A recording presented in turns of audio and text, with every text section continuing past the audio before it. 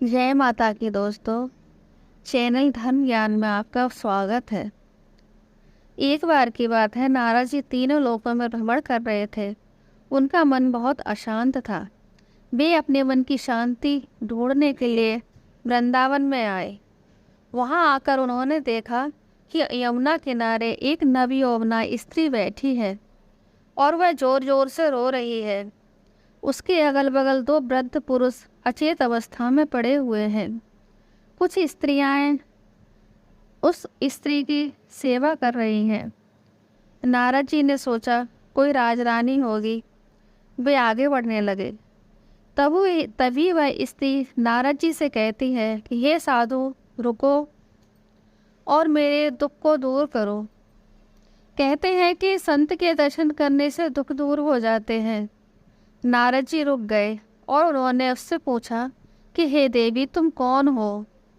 स्त्री बोली, हे मुनिवर, मैं भक्ति हूँ और ये दोनों मेरे पुत्र हैं, ज्ञान और वैराग्य।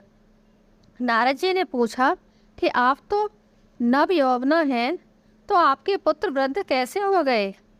तो भक्ति कहती हैं कि कलयुग के प्रभाव से मेरे दोनों पुत्र वृद्ध हो गए और यही मेरे दुख का कारण है।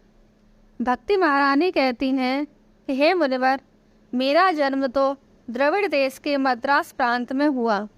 कर्नाटक में मैं बड़ी हुई। आगे महाराष्ट्र में मेरा कुछ प्रचार प्रसार हुआ और गुजरात में आकर मैं जीर्ण हो गई। वहाँ से धीरे धीरे जब मैं वृंदावन में आई तो मैं पुनः जवान हो गई और मेरे ये दोनों पुत्र ज्ञान वैराग्य वृद्ध हो गए और ये अचेत पड़े हुए हैं। यही मेरे दुख की बहुत बड़ी वजह है। हे मुनिवर, आप इन्हें स्वस्थ कर दो। यह कहकर भक्ति महारानी पुनः रोने लगी। तो नारद जी ने भक्ति को ढांढस बंधाया। तो भक्ति महारानी कहती हैं कि हे मुनिवर, इन सारी समस्याओं की जड़ कलयुग है। जब से यह कलयुग आया है तब से संसार में अधर्म का प्रचार प्रसार हो रहा है। चारों तरफ अशांति फैली हुई है। सत्य, अहिंसा और धर्म का पतन हो रहा है। ना यह कलयुग आता और ना ही ऐसा होता। इस कलयुग को आने की अनुमति राजा परीक्षित ने ही दी। अगर वे चाहते तो कलयुग को आने ही न देते और इसे मार देते। उन्होंने इसे छोड़ दिया और यह सब संसार के मनुष्यों पर भारी पड़ रहा है। भक्ति की ऐसी बातों को सुनकर नारद जी ने कहा कि हे देवी, यह सच है कि कलयुग में बहुत सी बुराइयां हैं, पर इसमें कुछ अच्छाइयां भी हैं, जिसके कारण राजा परीक्षित ने इसे छोड़ दिया। तो भक्ति महारानी नारद जी से कहती हैं कि हे मुनिवर, मुझे आप कलयुग के गुणों को बताओ। तो नारद जी कहते हैं, हे देवी, कलयुग का पहला गुण तो यही है कि सतयुग द्वापर त्रेता में हजारों हजार सालों तक तपस्या करने से भी मन की इच्छा पूरी नहीं हो पाती थी, वह कलयुग में भगवान के नाम का कीर्तन करने से ही हो जाती है।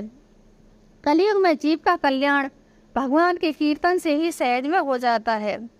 अब नारद जी आगे कहते हैं कि हे देवी, कलयुग का दूसरा गुण यह है कि कलयुग में मन में किया हुआ पाप नहीं लगता जब तक वह शरीर से न किया जाए, जबकि अन्य युगों में मानसिक पाप भी मनुष्य को लग जाता था।